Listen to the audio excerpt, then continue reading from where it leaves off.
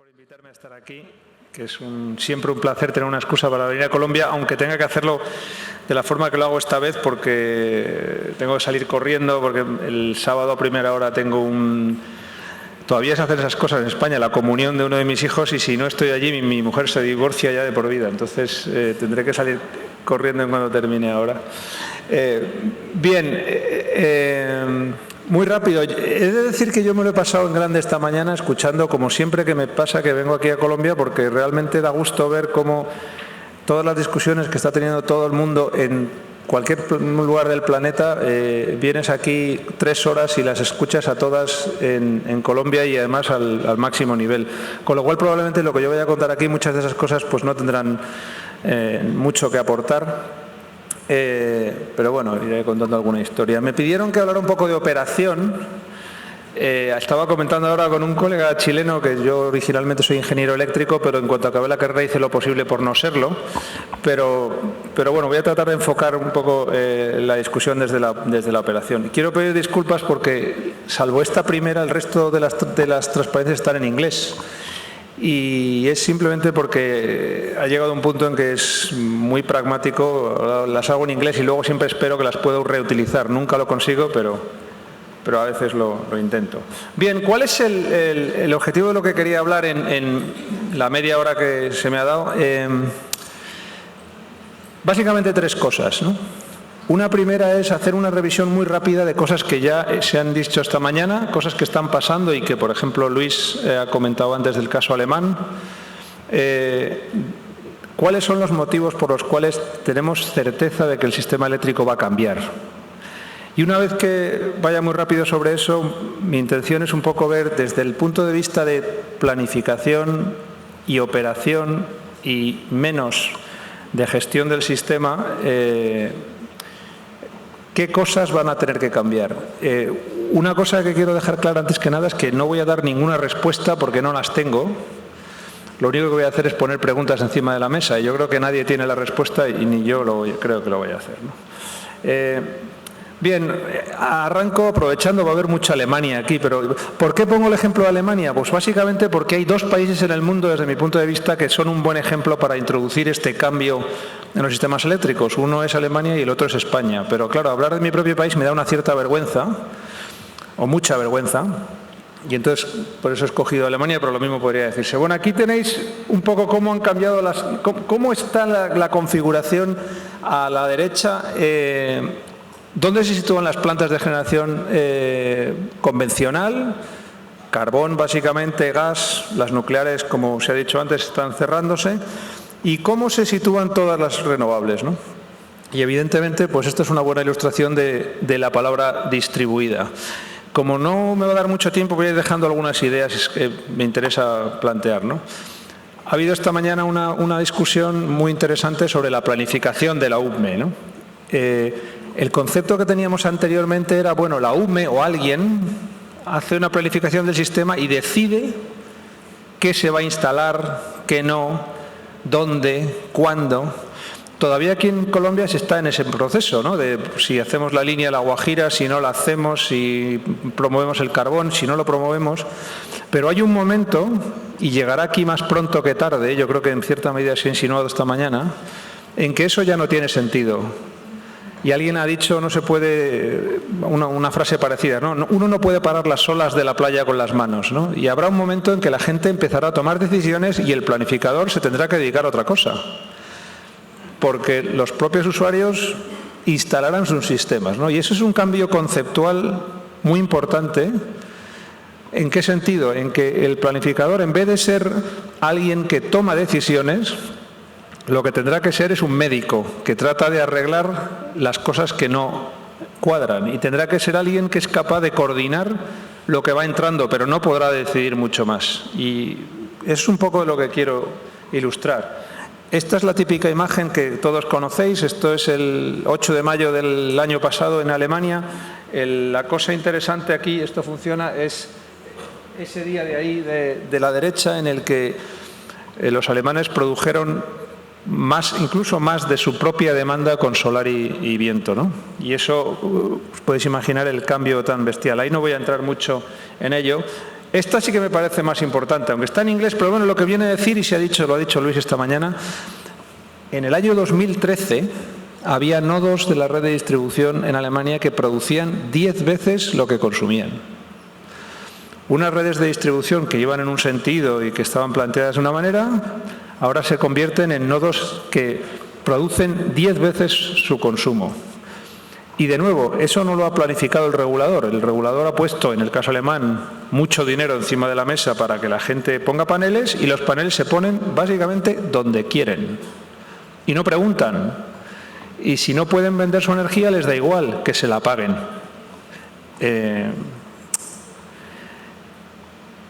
Más que la curva de aprendizaje, el precipicio de aprendizaje, ¿no? Aquí lo que tenéis son datos que ya conocéis, pero esto es una gráfica que me gusta porque aparecen todos juntos, ¿no? Y se observa cómo han ido cambiando los precios de la solar fotovoltaica en las sucesivas subastas en los últimos años, pero no hace mucho. A la derecha, a mi derecha, a vuestra izquierda, tenéis Nuevo México en 2013, luego Texas, luego Emiratos Árabes Unidos, Texas, Arabia Saudí, Perú, México, Dubái, Palo Alto, Dubái, México, Dubái, Chile. En el fondo, el mensaje es doble. Primero, es un tema global y luego es salvajemente rápida la evolución de los precios. ¿Dónde vamos a ir? ¿Hasta dónde va a bajar? Pues no lo sabemos, pero que es evidente que estamos llegando a un nivel de reducción de costes tal que de nuevo va a ser completamente imparable. Un matiz que quería dejar aquí con ello es, de nuevo, habitualmente se habla siempre del impacto en los costes de la penetración de la renovable, cierto, eso es una discusión muy típica en Europa cuando ha habido muchos subsidios, pero cuando se llega a este contexto en el que la renovable simplemente entra porque es más barata que cualquier otra cosa, entonces todos los conceptos que estamos planteando ya cambian de forma de ser. De nuevo, hay que ver de qué formas podemos aprovechar todo el valor que tiene esta renovable que está entrando y minimizar potenciales costes que no esperábamos, ¿no? Añadimos una cosa más que habrá que tener en cuenta, que es toda la inteligencia, comunicaciones, tecnología, y eso va a afectar a todos los niveles. También se ha mencionado esta mañana y no voy a entrar mucho en ello, pero es evidente que ahora mismo, por dar un dato, en MIT, en mi universidad en Boston, en los últimos 5 años se han creado 2.000 nuevas empresas de tecnología aplicada exclusivamente al sector eléctrico. 2.000 en 5 años. Todo soluciones de home automation, de sensores para smart grids. La evolución que vamos a ver desde el punto de vista tecnológico va a ser sencillamente brutal. Y quería añadir un concepto más, ¿no?, que es lo único que no he oído esta mañana y que es fundamental, ¿no? Mi pregunta para algunos de vosotros es: ¿quién me puede decir qué es eso que hay ahí, en diferentes colores y sabores?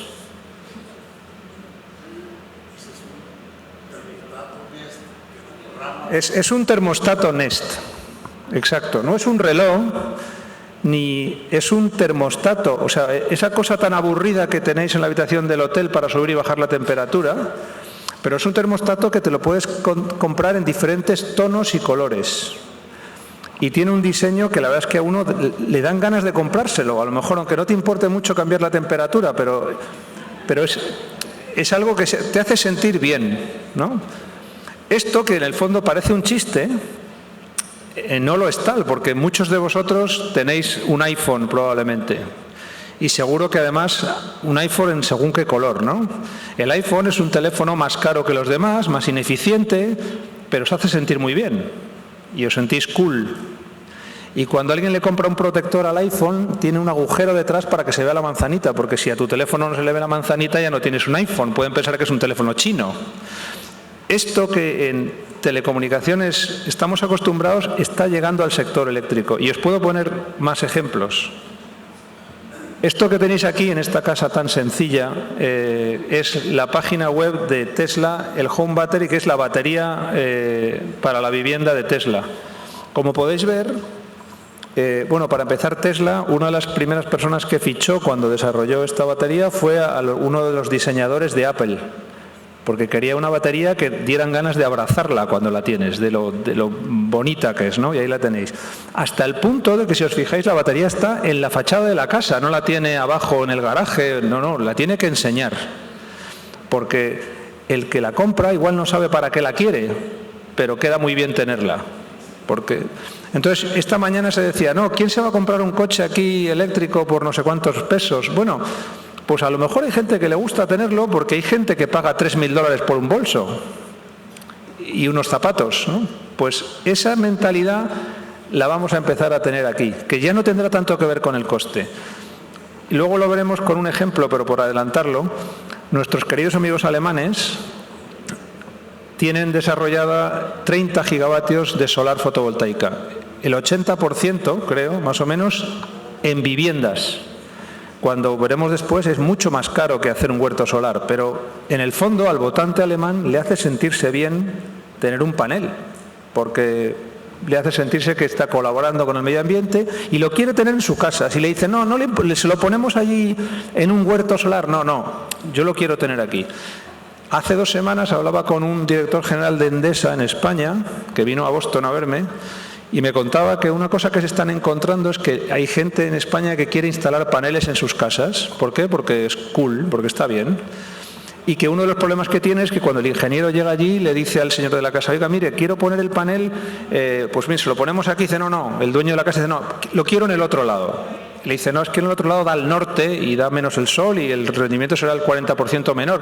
Me da igual, en el otro lado. ¿Por qué? Porque del otro lado lo ven los vecinos y si lo ponen en el lado bueno no lo ven. Y le importa muy poco dónde vaya el panel. Este concepto nuevo de qué es lo que mueve las decisiones energéticas, evidentemente, contado para alguien de la UME, pues es un pelín distinto a lo que uno está acostumbrado, ¿no? Y con esto vamos a tener que lidiar, ¿no? Y si uno ya quiere pocas cosas, pues he visto en internet esta mañana que todavía el IKEA no ha llegado oficialmente a Colombia, o sea que todavía podéis disfrutar de la vida un poco. Pero en IKEA uno entra allí en el supermercado y tarda menos en comprar un panel solar que una silla. Y lo que tarda menos seguro es en instalar el panel solar en su casa, menos que montar la silla. Ya sabéis que en el IKEA es un sitio que te venden un mueble por piezas y luego es cuando te sientes un inútil tratando de hacerlo, ¿no? Pues ya es fácil encontrar paneles directamente yendo al supermercado. Y hasta límites insospechados. En esta página web en el Reino Unido uno puede hasta ver por Google Maps su casa, señalar cuál es su tejado, cuál es el panel perfecto, cuánto se va a ahorrar al final del año. Todo eso lo podéis ver en esta página web.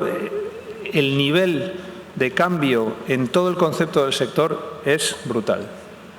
Bien, entonces, ¿significa esto que el futuro va a ser distribuido? Pues no lo sé, ni lo sé yo ni lo sabe nadie. Tiene pinta.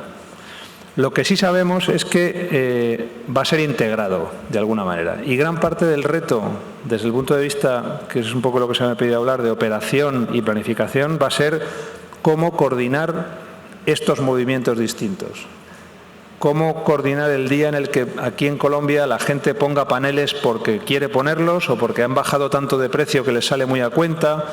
Y cómo conseguir que esas decisiones que toman los usuarios de la red, que no consumidores más, sino simplemente usuarios, sean razonables y que no acabe el país pagando 2 sistemas eléctricos, uno distribuido y otro centralizado, ¿no? El problema es que no sabemos cuándo esto va a ocurrir, pero tenemos una serie de retos grandes que afrontar en ese sentido. Entonces, quería muy rápido, en el cuarto de hora que me queda, entrar en algunos temas importantes. Yo creo que en algunas de las presentaciones esta mañana han salido, que habrá que tener en cuenta y que tenemos que tener mucho cuidado y vamos, que estamos estudiando y no solo nosotros. En primer lugar, se ha medio mencionado aquí, alguien decía, no, claro, es que las distribuidoras ponen problemas a la gente cuando pone paneles. Y es fácil acusar a las distribuidoras y uno dice, bueno, claro, si resulta que eso te va a costar dinero y no te lo van a pagar, pues evidentemente que sí.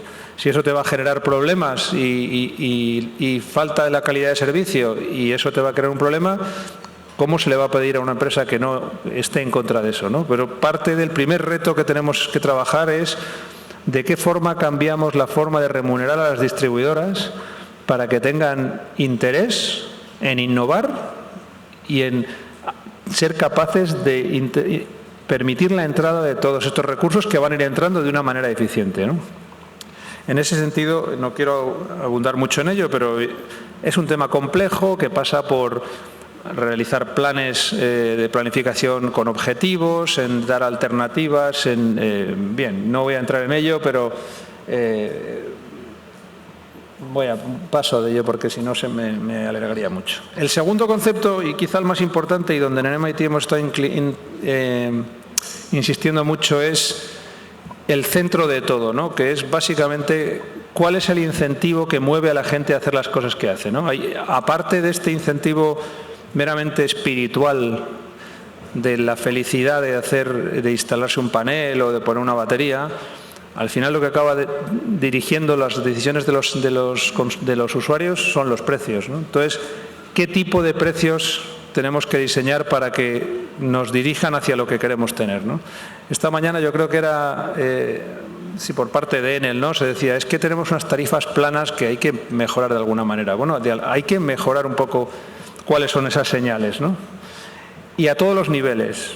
Los precios que vemos en la bolsa que también gestiona Exem, los precios que llegan a los usuarios finales de las tarifas, los precios que ven los inversores cuando van a una subasta de renovables, todos esos precios, ¿no? Ahí va. ¿De dónde venimos? Venimos de este paradigma en el que, bueno, toda la discusión hablando de precios se limitaba a decir, bueno, vamos a tener precios, lo que llaman los americanos locational marginal prices, un precio por nodo en la red de distribución, o no, tenemos un precio país, como hacen en Europa. Esta era la discusión hasta este punto, ¿no? ¿Qué ventajas tiene tener precios por nodo? Bueno, pues porque hay veces, como en el gráfico de abajo del estado de Texas, en donde hay ocasiones en que claramente el precio puede llegar a ser mucho más bajo, mucho más alto, por simplemente dónde están localizados los recursos, ¿no? Y esos precios dan señales de, por ejemplo, dónde tiene que ir la transmisión. En el ejemplo que tenéis ahí de Texas, en la parte de arriba del norte, pues se nota ese color amarillo, que simplemente precios más bajos que en el resto del estado, ¿no? Y eso es una situación permanente. En el fondo, ¿qué es lo que refleja ese precio más bajo? ¿Quién me lo cuenta? ¿Por qué aquí? Viento, porque eso de ahí, el que llaman el panhandle, en Texas es la Guajira.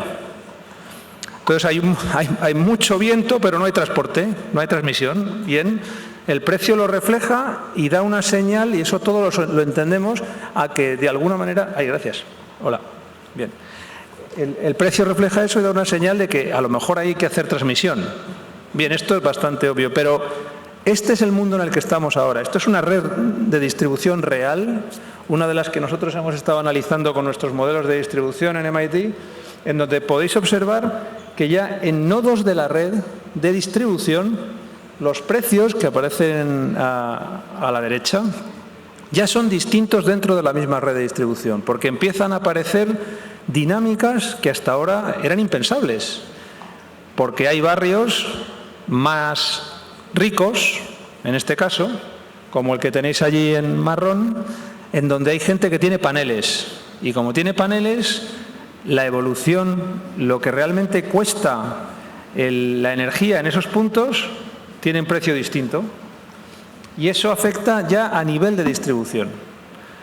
Con lo cual, el nivel de complejidad con el que nos vamos a enfrentar si queremos hacer las cosas mínimamente razonables va a ser cada vez mayor. Y habrá que afrontarlo de alguna manera. Y ¿hasta qué punto tiene importancia la localización de las cosas? Bueno, pues por poner un ejemplo muy ilustrativo, esto es un trabajo que fue parte del proyecto que hicimos en MIT de Utility of the Future, pero ya solo por ilustrar. Este es el estado de Nueva York y aquí voy a distinguir dos localizaciones. ¿Esto funciona o lo tengo que enchufar de alguna manera? ¿Hola? Sí, vale, perfecto. Bien, hay un pueblecito aquí que se llama Mohawk, que está en estas zonas de Estados Unidos donde vive poca gente y donde votan a Trump. Y luego Aquí Rhode Island, donde vive mucha gente muy apelotonada y suelen votar demócrata. Eso es lo de menos, esto es para que no os durmáis. Pero, bien, y lo que hicimos ahí fue simplemente ver cuál es el valor de un panel solar en función de dónde está colocado, ¿no? Bien, yendo al estado de Rhode Island tiene muchas, bueno, es una isla, evidente, una península, con lo cual hay muchas congestiones, ¿no?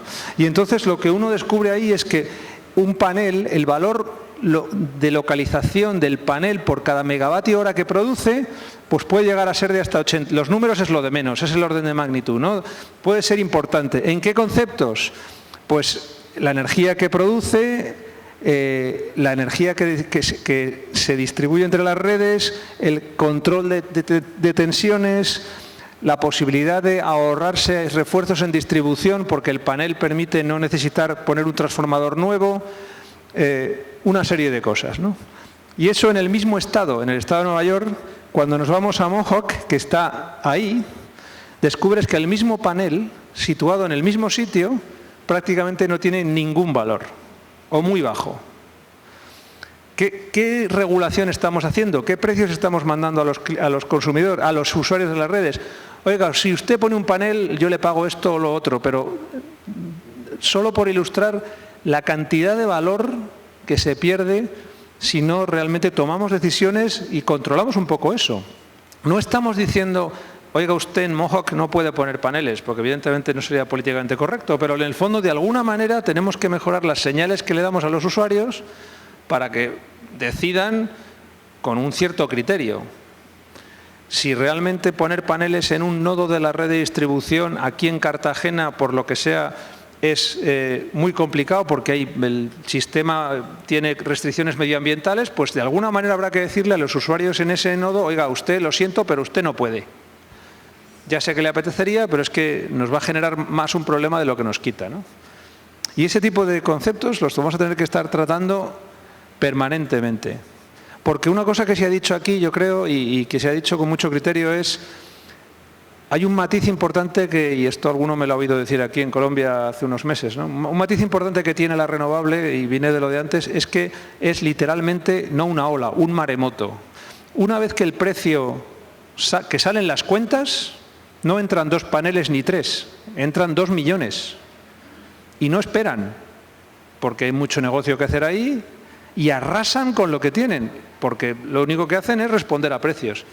No es como las plantas convencionales, que tiene uno que esperar a que le hagan la línea, que ahora tal, que pido el permiso medioambiental.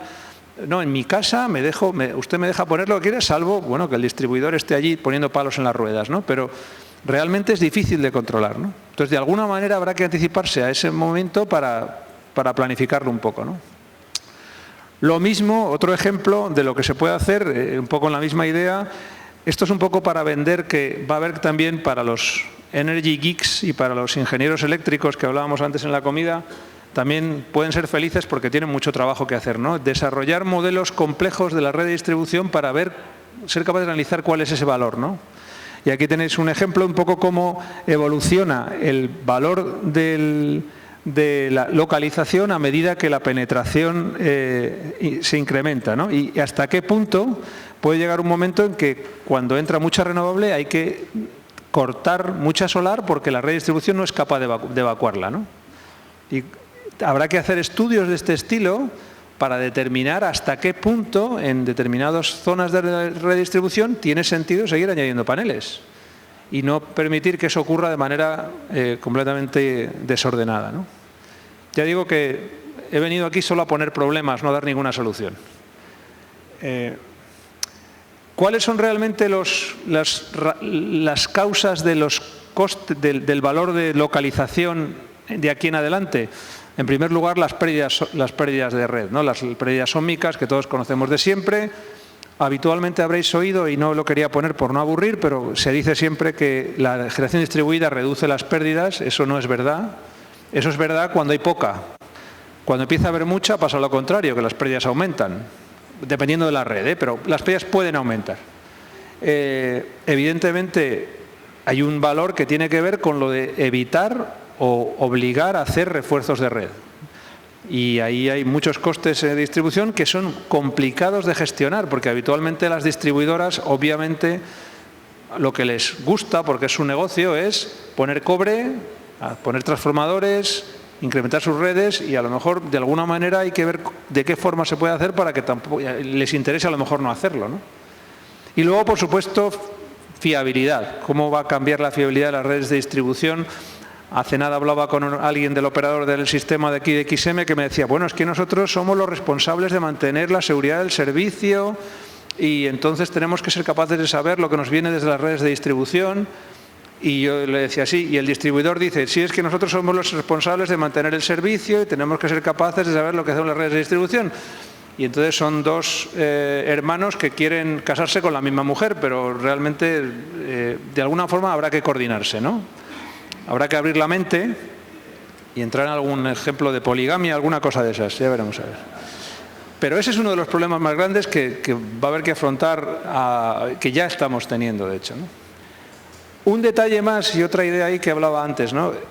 Economías de escala.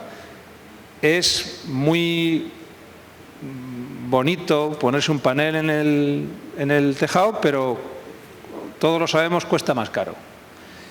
¿Cuesta más caro cuánto? Depende de los números. Mis colegas que han hecho estos estudios en MIT dicen que el 30% más caro si lo haces en un techo que si lo haces en un huerto solar.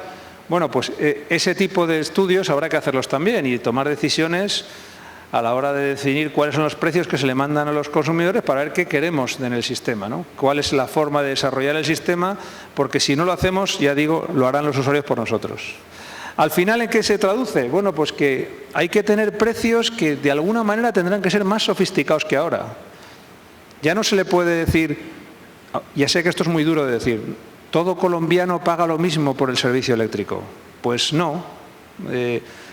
A lo mejor sí, pero de alguna manera habrá que darle señales para que, pagando lo mismo, haga lo que tiene que hacer y hagan cada uno cosas distintas en función de dónde estén. Y ese es un reto que no tenemos respuesta, pero que de alguna manera habrá que hacerlo, porque si no, al final nos saldrá carísimo. Y en ese sentido hay pues todo tipo de discusiones que no voy a entrar. Eso implica, por ejemplo, he oído hablar del peaje, ¿cómo se llama? La tarifa de respaldo, ¿no? Bueno, pues esto ya en España creo que lo llaman también el peaje de respaldo. Habrá que plantearse que la tarifa a lo mejor tiene que ser algo más que en megavatios hora, kilovatios hora consumidos. Habrá que ver si tiene que ser un coste que depende de la capacidad máxima que se consume. Pero podemos tener tarifas que tengan esta pinta. ¿En qué sentido? En que realmente el consumo eléctrico fuera de 4 horas al día sea gratis o muy barato. ¿Por qué? Porque la energía tiene coste variable muy bajo, porque a esas horas las redes están muy libres.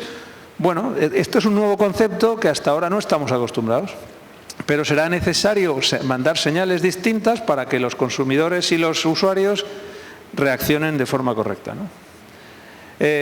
Bueno, esto no voy a entrar mucho en ello. Sí, solo dejar un mensaje ahí en el 2 minutos que me queda. Es un ejemplo clásico para los que diseñan tarifas y quieren luego operar bien las redes es tradicionalmente decir, bueno, vamos a poner una tarifa para los que tienen un panel solar de 1 kilovatio, una tarifa para los que tienen una batería, una tarifa para los que tienen el pelo rubio y una tarifa para los que viven en este barrio y una tarifa para los que viven en el otro lado.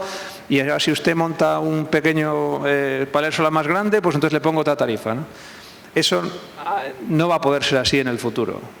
Lo que vamos a tener que hacer son tarifas que lo que tienen que mirar es usted cómo y cuándo y cuánto usa la red. Y ya está. Y no puedo estar mirando detrás de su casa, asomándome por la ventana a ver si ha puesto un panel o no lo ha puesto, o si tiene un alternador o un inversor. Lo que habrá que decir es, bueno, diseñemos tarifas que, dependiendo del lugar en el que esté y del uso que usted hace, es que usted está consumiendo mucho cuando todo el mundo consume, pues ahí habría que cobrarle. Y no entrar en esas clases de consumidores que tenemos ahora, ¿no? Un detalle importante, que sé que es importante también aquí, y ya sé que lo habéis hablado mucho, pero las tarifas están llenas de otras cosas. Impuestos, subsidios para estratos y demás cosas, ¿no? De alguna forma esto va a haber que cambiarlo por un motivo muy sencillo, porque bueno, intuyo que para eso está la tarifa de respaldo. si seguimos mandando señales a los consumidores y de cosas que no responden con el consumo eléctrico, van a acabar tomando decisiones que no queremos que tomen. Y eso creo que es fácil de entender. Y no solo afecta al subsidio cruzado del estrato 6 con el estrato 2, no. Afecta que a lo mejor hay un día en el que a los consumidores no les podemos cobrar todo el coste de la red. Simplemente porque si se lo cobramos, igual se desconecta. Porque le sale, bueno, pues vamos a ver, si no me la cobras, si la uso un ratito, te pago el 30%, bien, pero si me vas a cobrar el coste de la red de los últimos 50 años, pues me compro una batería. ¿Para qué voy a hacerlo? Bueno, lo eficiente será decir, cóbrele usted a cada consumidor lo que le pueda cobrar y nada más que eso. Eso a lo mejor es todo lo que uno quisiera o a lo mejor un poco menos, pero de alguna manera, que es el concepto de coste residual, habrá que plantearse que ese mundo llega. Y ya me está llamando a Bianca. A eso entonces es lo que estábamos refiriendo, o sea que no voy a entrar más por ahí. Y voy a acabar con simplemente una discusión rápida sobre uno de los temas más complicados, que de hecho estamos perdiendo mucho el tiempo en Estados Unidos con eso, que tiene que ver con la estructura de la industria. Y es el problema siguiente. Avangrid, uno de los distribuidores en el estado de Nueva York, considera que la mejor forma de desarrollar su red de distribución es instalando una batería en su red. Y la pregunta que uno se hace es, bueno, ¿y entonces Avangrid distribuidor puede instalar una batería? Y entonces alguno dice, no, porque una batería es un elemento de mercado y un distribuidor no tiene que tener intereses en el mercado. Entonces, ¿de quién es la batería? Bueno, pues entonces Avangrid tiene que contratar los derechos de una batería. ¿Quién gestiona esa batería? Bueno, pues no lo sé. Y el ISO, el operador del sistema, el XM de turno, dice, no, pero es que esa batería además es muy útil porque a mí me puede dar rampa y yo puedo permitir en según qué momentos gestionar la variabilidad de todo el sistema. Y entonces nos encontramos con que tenemos a dos operadores del sistema que quieren tomar una decisión que a veces no es coincidente. Y no solo eso, sino que encima el distribuidor tiene comercializadora y entonces a lo mejor dice, bueno, pues esta batería igual la uso para gestionarla con mi comercializadora. Y entonces alguien levanta el dedo, eso es un problema que todavía no existe aquí en Colombia, y dice, no, ya, pero es que la comercializadora compite con otras, con lo cual esto es un subsidio cruzado, ¿no? Con lo cual estamos viendo que los roles de toda la vida ahora mismo no están nada claros, ¿no? Y entonces uno puede ser carne y pescado a la vez. Y descubrir la forma de poner los diferentes roles y que sea eficiente es un enorme reto. Todas las discusiones en las que yo estoy perdiendo el tiempo en los últimos meses tienen mucho que ver con eso. ¿Por qué? Porque evidentemente los distribuidores, por supuesto, quieren seguir manteniendo su negocio.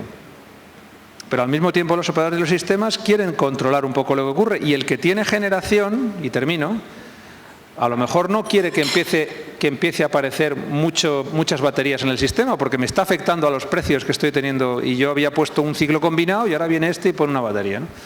Ese cambio de cómo hay que gestionar la industria, ese es otro de los temas que más tarde o más temprano habrá que plantearse. Si un distribuidor puede estar decidiendo cómo se gestiona la energía que tiene en sus redes, cuando eso supuestamente era algo que no hacía un distribuidor, que solo gestionaba las redes, ¿no? A grandes rasgos, esta es un poco la idea que os quería transmitir. Voy a pasar rápido al final, por un poco de localismo, aunque yo sé que no es muy popular hablar del Real Madrid ahora aquí en Colombia, pero no todos pensamos como todos, ¿no? Pero en el fondo el mensaje es que de alguna manera parte de los esfuerzos en los que nos tenemos que dedicar es en diseñar un sistema que sea razonable para lo que venga. ¿Y qué es lo que va a venir? No lo sé. Nadie lo sabe, pero debería ser lo suficientemente neutro como para que uno pudiera decir, bueno, pase lo que pase, no va a pasar nada muy absurdo. ¿Qué cosas pueden pasar? Pues que de repente haya una bajada de los paneles fotovoltaicos más grande aún de la que hay. Bueno, que el sistema sea capaz de soportarlo. O que no ocurra, que el sistema sea capaz de soportarlo. O que las baterías, como se ha hecho esta mañana, bajen de precio como ha ocurrido con la solar fotovoltaica, pues lo mismo. Y lo que yo creo que es obvio es que estamos muy lejos, no aquí en Colombia, en cualquier parte del mundo, de tener un sistema que funcione de esa manera. Y eso realmente nos debería preocupar y mucho, porque si no nos preocupamos hoy, lo sufriremos mañana. Gracias.